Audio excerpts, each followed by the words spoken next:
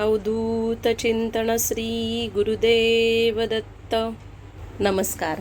दत्त संप्रदायातील सर्वांना माझा नमस्कार. मी आजपासून सुरू करत आहे साक्षात गाणगापूरला जाऊन संगमावर 3 दिवसाचं पारायण.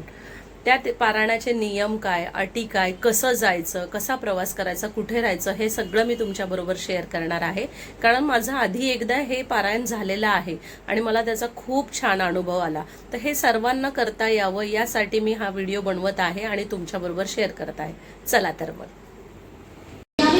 आज सोमवारचं दिवसभराचं काम गुरुवारी रात्रीच्या सिद्धेश्वर एक्सप्रेसने निघालो आहोत सोलापूरपर्यंत.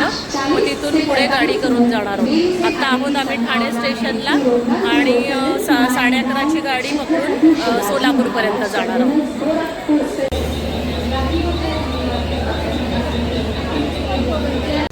तसं तर गाणगापूरला जायला आपल्याला बरेच ऑप्शन आहेत. एकतर आपण बसने जाऊ शकतो, नाहीतर कल्याणवरून हुसेन सागर ट्रेन आहे, पण ती दिवसा आहे सकाळी, त्यामुळे पूर्ण दिवस प्रवासात जातो.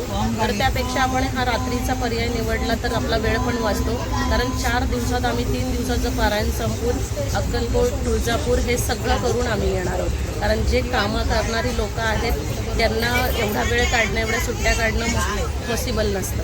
त्यामुळे ह्या कमीत कमी वेळामध्ये कसं पारायण होईल आणि इतर दर्शन कसे होतील हे आम्ही बघतोय. त्यामुळे हा पर्याय निवडला आहे. अदरवाईज दुसऱ्या ट्रेनचं सुद्धा मी डिस्क्रिप्शनमध्ये सगळे डिटेल्स देऊन ठेवते. सकाळी 7 वाजता आम्ही सोलापूरला उतरलो. तिथून आम्ही प्रायव्हेट गाडी केली आणि डायरेक्ट गाणगापूरला आलो. गाणगापूरला आल्यानंतर हा आश्रम आहे. या आश्रमात आम्ही रूम बुक केलेले आहे. खूप छान आश्रम आहे. एक नॉन AC रूम इथं आहे 1200 रुपये आणि AC रूम पाहिजे असेल तर 2400 रुपये. असं आम्ही इथे बुकिंग करून आता इथे राहिलो आहे.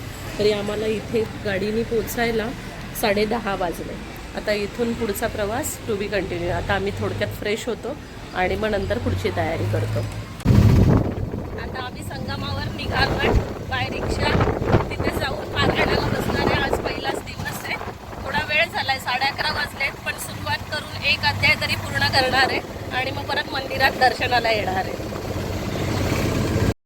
गुरुचरित्राचे पारायण करण्याची इच्छा सर्वांच्या मनात असते, पण काही कारणास्तव आपण ते करू शकत नाही. म्हणजे वेळेचा अभाव, कामाची गडबड, त्यामुळे आपलं ते पूर्ण होत नाही. पण आयुष्यात एकदा तरी पारायण करावं असं म्हणजे प्रत्येकाला वाटत असतं. तर त्यासाठी एकतर आपण 7 दिवसाचं पारायण करू शकतो किंवा आपण 3 दिवसाचं पारायण करू शकतो. पण एकदम एवढं बाहेर जाऊन राहून एवढे दिवस शक्य होत नाही. तर आपण त्यातल्या त्यात जर गाणगापूरला जाऊन पारायण करायचं असेल तर आपण 3 दिवसाचं नियोजन करून पारायण करू शकतो. त्याचे काही नियम आहेत, ते आपण पाळायचा प्रयत्न करूया. तसं तर खूपच कठोर नियम आहेत, पण त्यातल्या त्यात शेवटी भक्ती आणि श्रद्धा महत्त्वाची. अवधूत चिंतन श्री गुरुदेव दत्त. आज पारायणाचा दुसरा दिवस आणि आत्ता सकाळचे वाजले 4. आम्ही आता निघालो आहे संगमावर. दत्तगुरूंच्या कृपेने सगळं काय व्यवस्थित होतं आहे. काल ठरल्याप्रमाणे आमचे 22 अध्याय वाचून झालेत. आता याच्या पुढचे टू बी कंटिन्यू. वाचनाची सुरुवात पहाटे 3 वाजल्यानंतर केव्हाही आपण करू शकतो. फक्त दुपारी 12 ते 12:30 थोडं थांबायचं आहे. फक्त उच्चार मोठे आणि एकदम स्पष्ट आवाजात उच्चारायचे आहेत.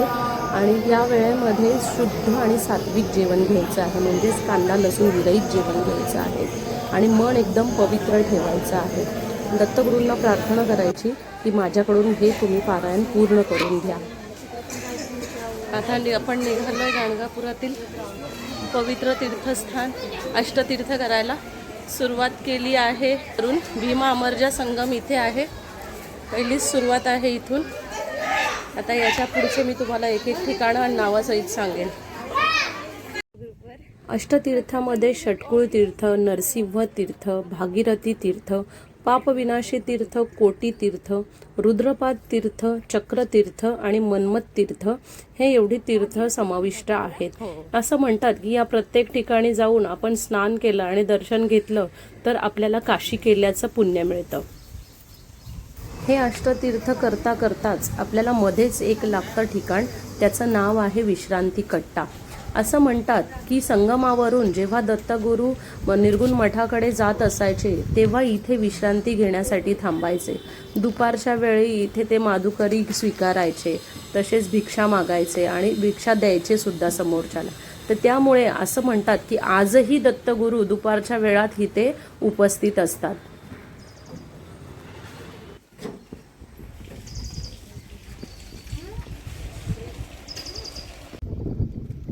खरंच गाणगापूर हे इतकं पवित्र स्थान आहे की तिथे गेल्यानंतर आपल्या सर्व चिंता व्यथा सगळ्या नष्ट झाल्यासारख्या वाटतात.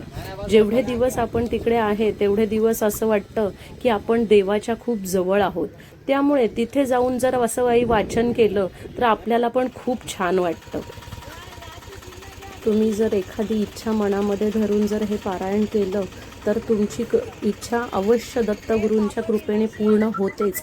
हे खूप जणांना अनुभव आलेला आहे. त्यामुळेच या ठिकाणी असे बरेच जण येऊन कठोर तपश्चर्या करतात. ही एक व्यक्ती मी तर पाहिली, त्यांनी अक्षरशः पाण्यामध्ये उभं राहून तपश्चर्या करत होते. सतत ते दत्तगुरूंचा जाप करत होते. म्हणजे देवाच्या जवळ जाण्यासाठी लोक किती कष्ट यातना सहन करतात हे मला बघून खरंच अंगावर काटा आला. खरंच आयुष्यात येऊन एकदा तरी गुरुचरित्राचे पारायण करावे आणि त्याचं फळ काय मिळतंय ते त्याचा अनुभव एकदा तरी आपण घ्यावा असं मला वाटतं. कारण इथं येणाऱ्याला प्रत्येकाची काही ना काही मनामध्ये इच्छा असते आणि ते जाताना एवढे आनंदित असतात की जणू काही त्यांची इच्छा पूर्ण झाली आहे. आणि दत्तगुरूंच्या कृपेने सर्वांच्या इच्छा पूर्ण व्हाव्यात हीच माझी सदिच्छा. दत्तगुरूंचा प्रथम अवतार श्रीपाद श्री वल्लभ यांची जन्मभूमी आंध्र प्रदेशातील पिठापूर येथे आहे व कर्मभूमी कुरवपूर येथे आहे. तसेच दत्तगुरूंचा दुसरा अवतार श्री नृसिंह सरस्वती महाराज यांच्या जीवनचरित्राचे वर्णन गुरुचरित्र या ग्रंथामध्ये केलेलं आहे. तसेच तिसरा अवतार आहे श्री स्वामी समर्थ महाराज यांचा. गुरुदेव दत्त. आज पारायणाचा तिसरा दिवस, शेवटचा. ठरल्याप्रमाणे सगळे अध्याय व्यवस्थित पार पडलेले आहेत. सकाळचे 3:45 वाजलेत आणि आता गुरु दत्तात्रयांच्या श्रीपाद वल्लभांचा नमस्कार करून आम्ही आता निघतोय संगमावर.